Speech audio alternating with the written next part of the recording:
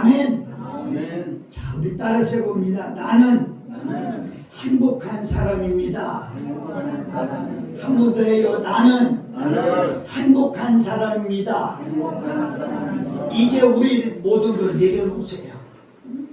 자식들도 자식들 나름대로 살고 있고요.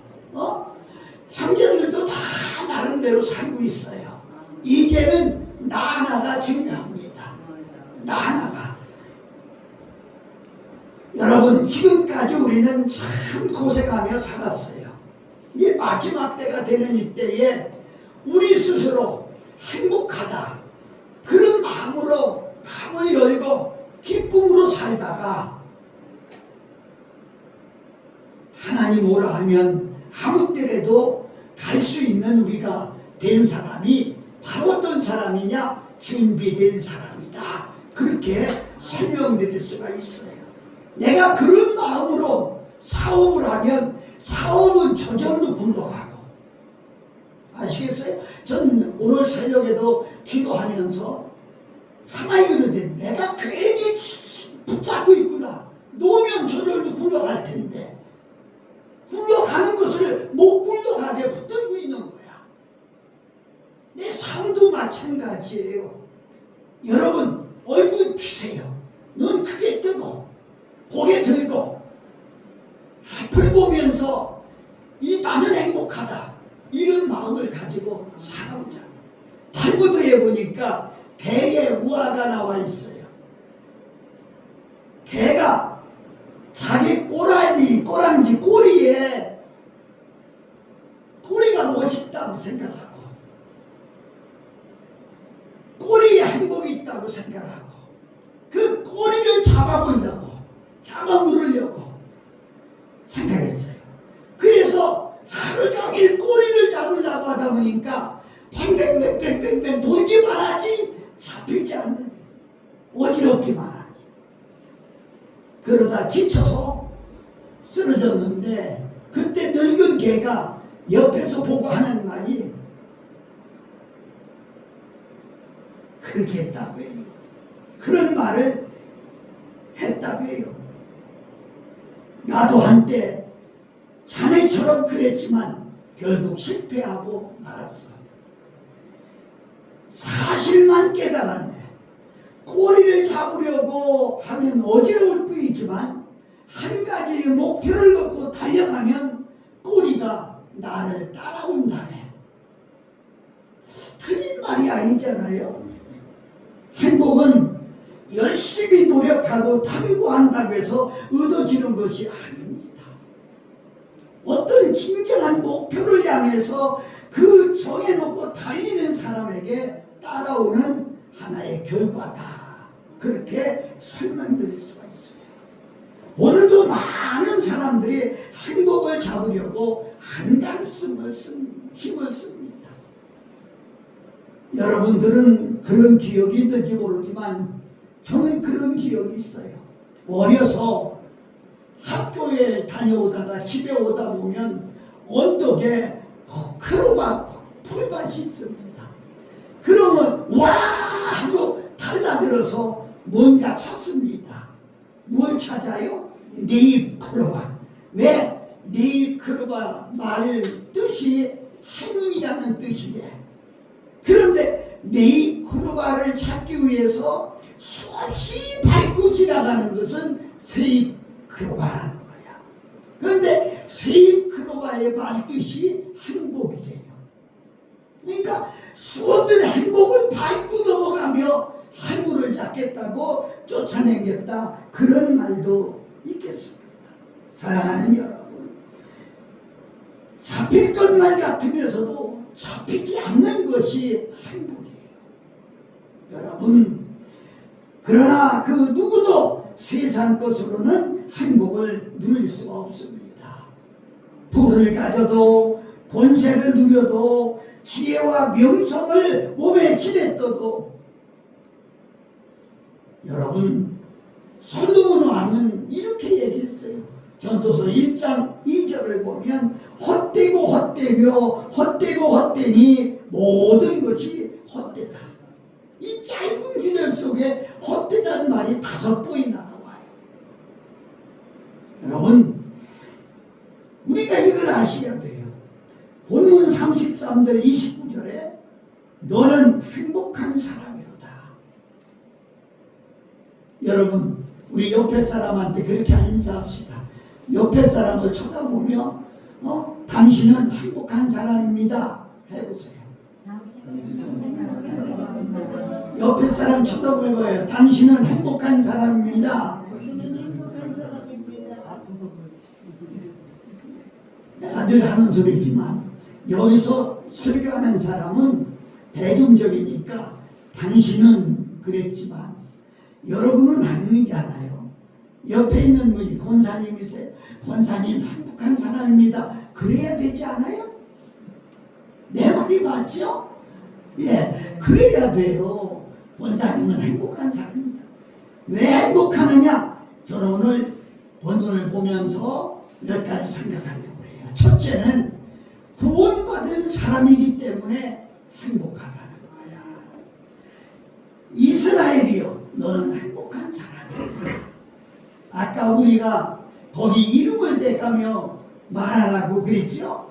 여호와의 구원을 얻은 백성이, 너 같은 백성이 누구냐? 이렇게 말했어요. 어떤 사람이 행복한 사람일까요? 돈을 많이 가진 사람? 자식을 많이 가진 사람? 내가 저 지난주인가요? 어떤 권사님을 하나 만났는데요. 놀랐어요. 자식들이 13명이래요. 아들딸이 13명이래요. 그래서 아유, 권사님은 좋겠다. 13명이다. 이렇게 받들어주니 얼마나 좋겠다. 그래요. 그분이 이런 말을 합니다. 가지 많은 나무 바람 쉬는 날 없다는 말 들어보셨어요? 그래요. 그래서요. 이놈들이 다 효도하면 얼마나 좋겠어요. 때로는 속색이는 놈도 있어요. 그렇다고 하죠.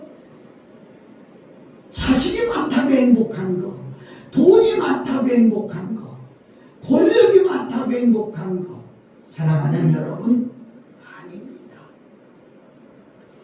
여러분과 나는 분명히 알아야 될 것이 조상 때로부터 물려받은 죄가 있어요. 죄값으로 인해서 우리는 죽을 수밖에 없고 영원히 지옥 갈 수밖에 없어요. 그런데 나를 사랑하셔서 하나밖에 없는 독생 아들을 주셨고 그 아들을 십자가에 못 박아 죽게 하셨고 내 죄값을 대신 치러주셔서 나를 살려주셨고 나를 천국으로 가도록 해주셨어요. 이런 일이 어디 있겠어요? 이거 하나만 봐도 다른 거 다 필요 없잖아요. 이거 하나만 생각해도 우리는 감사해야지. 하나님의 은혜로 하나님의 죄값, 하나님의 자녀가 된 것으로 얼마나 감사해요. 인간의 삶에 있어서 생명보다 소중한 것이 어디 있겠습니까? 그래서 생명의 위협 앞에서는 모든 것을 사람들이 포기하고 맙니다.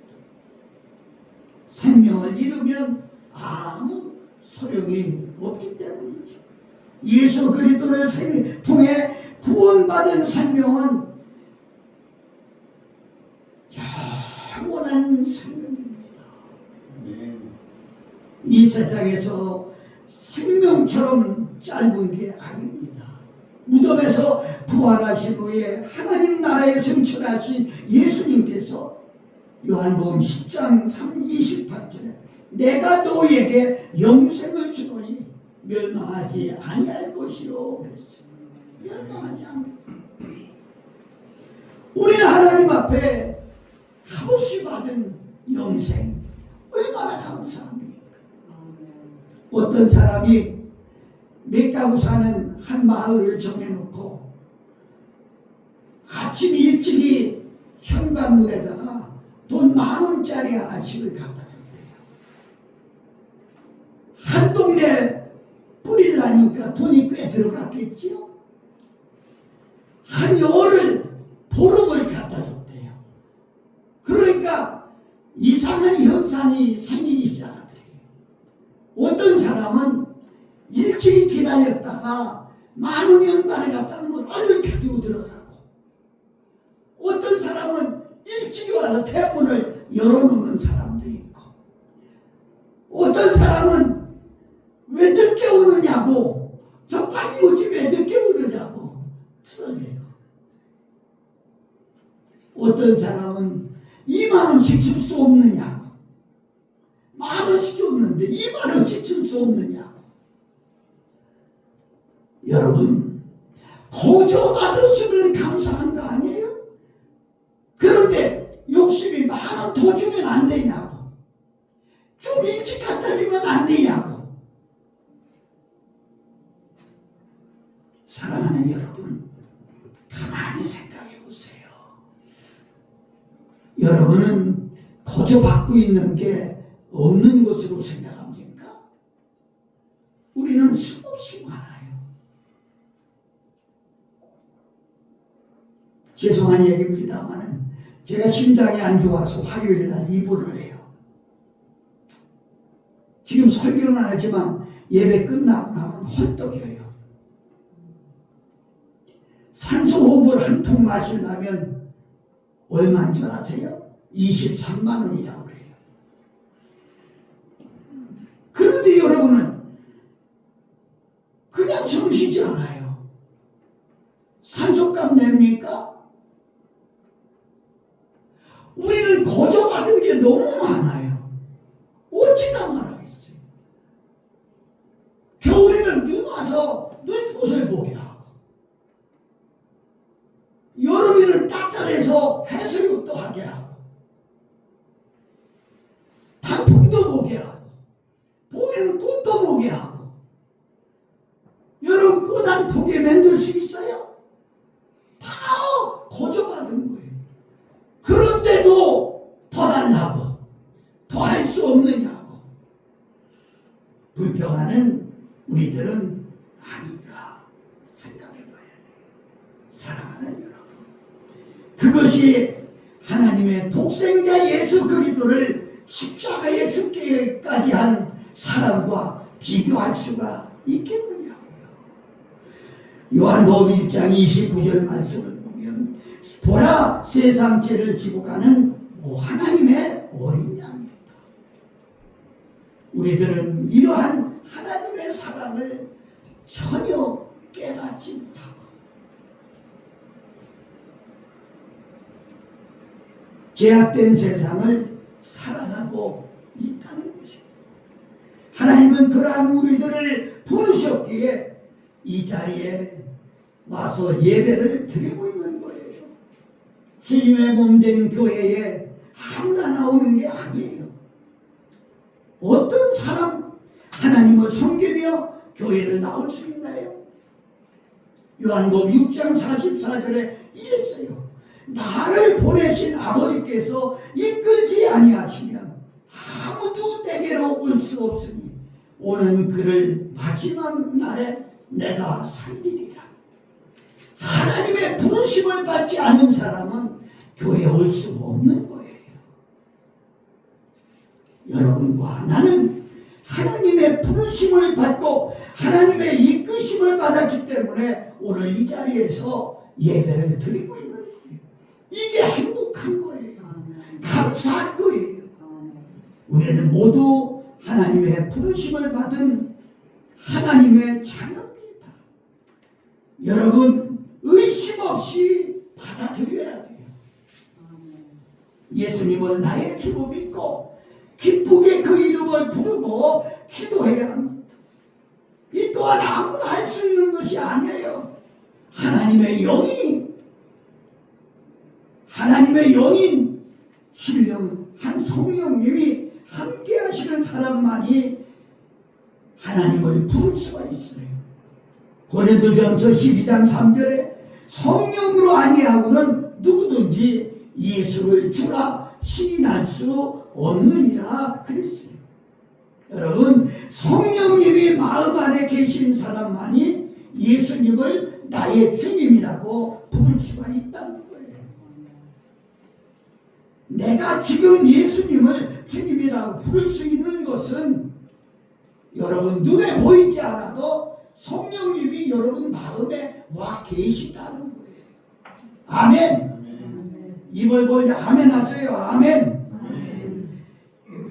예수님을 나의 주님으로 부를 수 있는 것만 해도 우리는 얼마나 감사한지 몰라요. 또한 우리는 자연스럽게 하나님을 아버지라고 부릅니다. 여러분 어떻게 아버지라고 부릅니까? 아버지 하면 육신을 낳아준 아버지, 육신을 낳아준 엄마를 먼저 생각해요.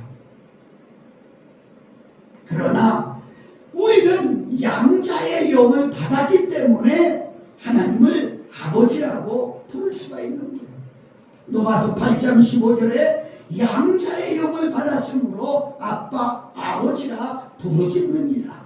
우리가 하나님의 자녀로 영원한 생명을 얻은 것은 하나님으로부터 이끌림을 받은 사람, 하나님의 양자의 영을 받아 하나님의 성령을 받았기 때문에 하나님을 거침없이 아버지라 부를 수 있는 거랍니다. 사랑하는 여러분, 미국의 19세기의 위대한 부흥사 무디 목사님이 계셨어요. 무디 목사님이 하루는 주일날 교회를 가는데 교회 앞에 시끌벅적하게 떠드는 거예요. 이렇게 보니까 안내하는 집사님이 어린아이 하나를 붙들고 어린아이는 교회를 들어갔게 했다고 하고 이 아이는 거지였어요.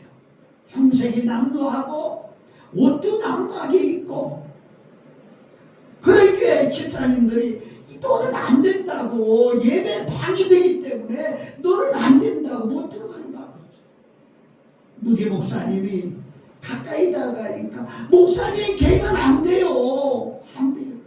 무디 목사님은 아무 말씀도 안 하시고 가서 그 아이를 끌어안고 그리고 성전 안으로 들어갑니다. 앞에까지 데리고 와서 강대상까지 데리고 올라가서 옆에 앉혀놓고 설교를 시작했습니다. 그가 한참 설교하는 도중에 그랬습니다. 이 거지 아이는 여기 들을 수 없는 아이입니다. 그러나 내가 끌어안고 오니까 이 거지 아이는 들을 수가 있어. 여러분과 나는 천국에 갈 자격이 없는 사람들이 예수 그리스도께서 피 흘려 죽으셨고 여러분과 나를 감싸 주셨기 때문에 우리는 천국에 갈 수 있는 사람. 그래서 구원받은 겁니다. 이 말에 그날 모인 모든 성도들이 평생 잊지 못할 구원에 대한 감동과 감격을 받았다 부릅니다. 사랑하는 여러분, 이것이 값없이 하나님의 은혜로 받은 구원입니다. 이런 사람을 가리켜서 오늘 본문에 당신은 행복한 사람입니다. 당신같이 구원받은 백성이 어디 있느냐? 이렇게 말씀하고 있는 겁니다. 이 구원받은 것 하나로 우리는 감사할 수 있기를 행복한 줄 믿으시기를 예수님의 이름으로 축복합니다. 두 번째는 나를 도우시는 하나님이기 때문에 있기 때문에 나는 행복합니다. 여러분, 그는 너를 돕는 방패시오. 우리는 섬기는 하나님이 어떤 하나님이냐? 우리가 섬기고 있는 하나님은요, 생사를 주관하시는 하나님이세요. 사무엘상 2장 6절 8절 보면 여호와는 그를 죽이기도 하시고 살리기도 하시며 세월에 내리기도 하시며 거기에서 올리기도 하시는도다. 여호와는 가난하게도 하시고 부하게도 하시며 낮추기도 하시고 높이기도 하시는도다. 가난한 자를 지포에서 일으키시며 빈궁한 자를 거름더미에서 올리사 귀족들과 함께 앉게 하시며 영광의 자리를 차지하게 하시는도다. 땅의 기둥들은 여호와의 것이다. 여호와께서 세계를 그것들 위에 세우셨도다. 아멘. 아멘. 여러분, 우리가 섬기는 하나님은 만물을 만드신 분이고, 그리고 만물을 다스리는 분이고, 그리고 나의 생사화복을 주관하시는 분입니다. 내 문제도 다 그분이 주관하시고, 힘들 때 도와주시고, 어려울 때 도우시는 그런 분입니다. 이런 분을 내가 믿고 있고, 이런 분이 나를 사랑하고 있고, 이것보다 더 감사가 어디 있고, 이것보다 더 행복한 일이 어디 있습니까? 전능하신 하나님이 도우시는 사람이라면 누가 그를 해야겠습니까? 창조주 하나님께서 도우시는 사람은 세상이 감당치 못합니다. 누가복음 15장에 집을 나간 탕자는 거짓에서 돌아왔지만, 아버지 곁을 떠난 탕자 거짓에서 돌아왔어요. 그러나 아버지 밑에 있는 사람은 행복하게 살 수가 있었다는 거예요. 사랑하는 여러분, 이게 우리에게 얼마나 귀중한 것. 나는 교회 안에 현수막마다 여러분들이 들어오셔서 기도하기 전에 한번 읽어보시고, 또 기도하고 나서 한번 읽어보시고, 이랬으면 참 좋겠어. 시편 118편 6절 7절 여호와는 내 편이시다. 내가 두려워하지 아니하리니 사람이 내게 어찌할까. 여호와께서 내 편이 되사 나를 돕는 자들 중에 계시니 그러므로 나를 미워하는 자들에게 보응하시는 것을 내가 보리로다. 사랑하는 여러분, 하나님이 도우시는 사람, 그래서 당신은 행복한 사람입니다. 세상에 어떤 갑부가 도와주는가 하면 비교가 되지 않는다는 거예요. 하나님이 도와주시는 사람이에요. 그래서 우리는 행복한 사람이다, 이렇게 말씀드립니다. 하나님은 어떤 사람을 도우시나요? 주님 앞에 열심히 나와서 예배하는 사람? 여기 조건이 하나 있어요. 신약 성경에는 예수님이 아픈 사람들을 수없이 많이 치료하셨지요. 그런데 거기를 찾아보니까 공통된 점이 있더라고요. 누구든지 예수님 앞에 나와야 치료를 받았어요. 소경도 보이지 않지만 더듬더듬해가면서 예수님을 찾아와야 되고, 어떤 중풍병자는 들것에 실려서라도 예수님 앞에 찾아와. 혈루증 환자는, 그때 혈루증 환자는 사람 많은 곳에 갈 수 없는 사람이에요. 그러나 그냥 비지고 들어와서 기어코 예수님의 옷자락을 만졌더니 치료받았어요. 사랑하는 여러분, 로마서 12장 11절에 부지런하여 게으르지 말고 열심을 품고 주를 섬겨라, 그렇게 말합니다. 주님을 향한 열심은 결코 헛된 시간 낭비가 아닙니다. 나는 늘 생각해.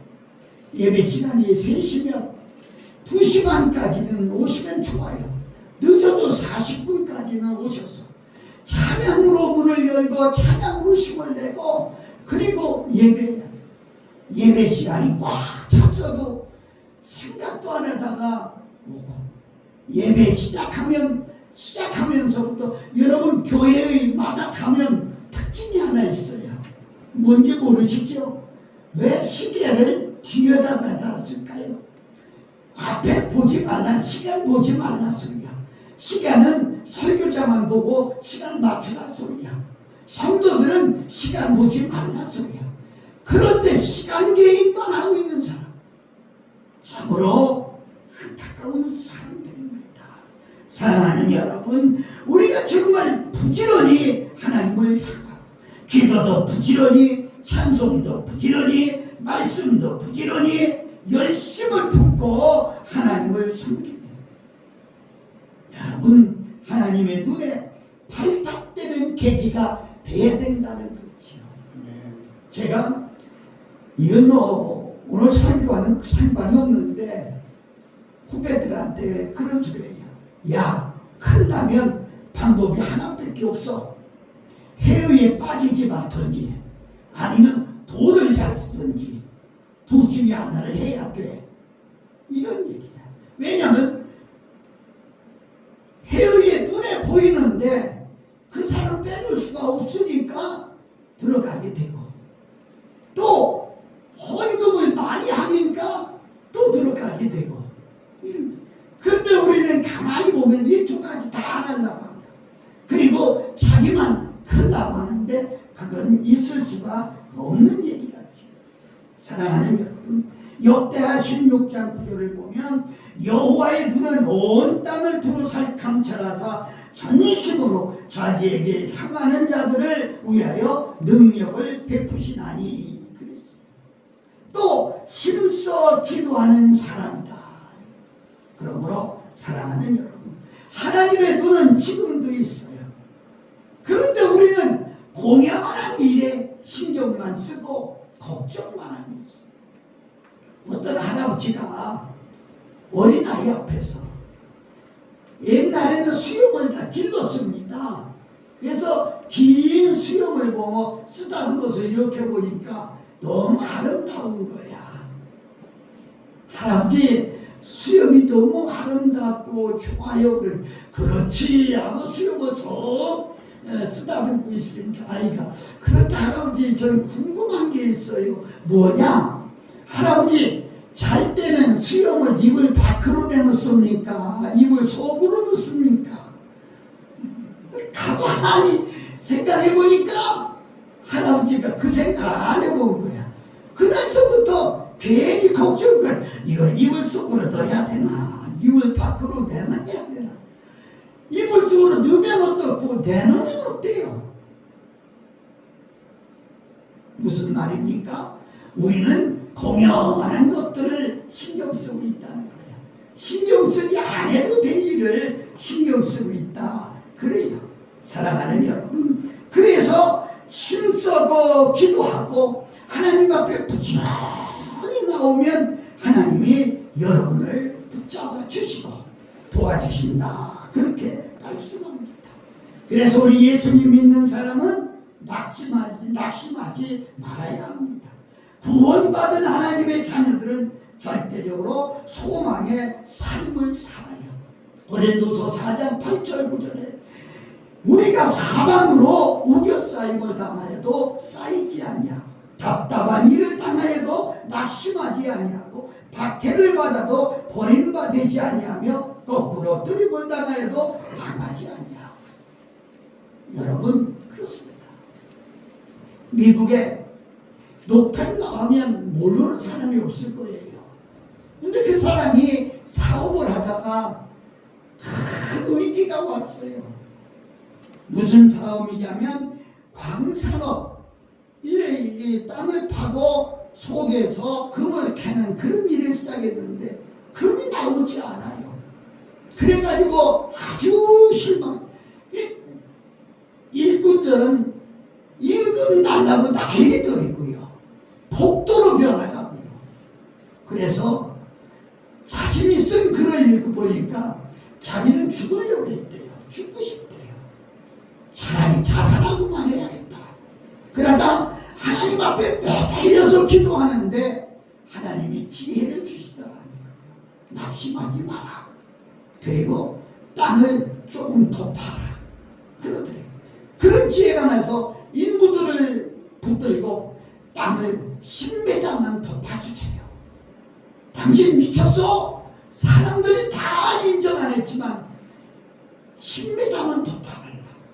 그래 파고 들어가는데 10m도 못 파서 거기서 검은 샘물이 폭부수같이 흘러나. 그게 석유요. 그래서 석유 왕이 된 거예요. 그리고 그가 성공했고요. 전 세계에 노펠로 재단이 없는 곳이 없었습니다. 사랑하는 여러분, 그렇습니다. 그렇습니다. 오늘 이 시간도 하나님은 여러분과 함께 하세요. 조그마한 스포츠 서울을 읽다가 재밌는 얘기가 하나 있는데요.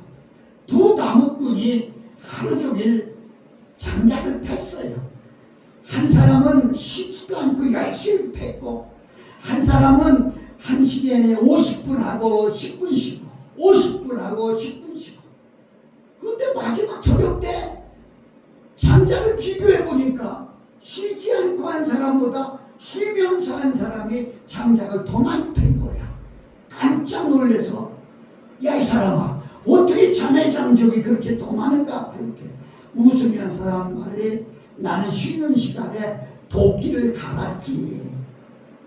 도끼를 안 갈고 하루 종일 한 사람하고 도끼를 갈아가면서 한 사람하고는 차이가 있었다.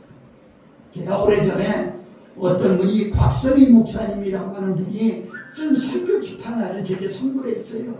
그 읽다가 제가 감동받은 구절이 있는데, 새신자가 하나 들어왔대요. 그래서 상담을 하게 됐는데, 어떻게 예수 믿게 됐어? 그러니까 그걸 시골서 친구하고 둘이 서울에 올라와서 성공해 보려고 올라왔는데, 자기는 쉬지 않고 장사를 열심히 했고, 한 사람은 주일날마다 쉬면서 교회 다녔고.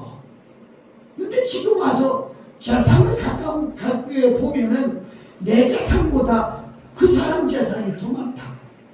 그래서 이제부터는 나도 일요일날은 쉬려고 교회 나왔어요. 그러더라는 거야. 사랑하는 여러분, 절대로 하나님 앞에 하는 일은 낭비가 아닙니다. 시간도 낭비가 아닙니다. 여러분, 그래서 성경은 세상에서 첫날이 성전에서 한 달만도 못하다, 이렇게 말씀하고 있는 것을 보게 되지요.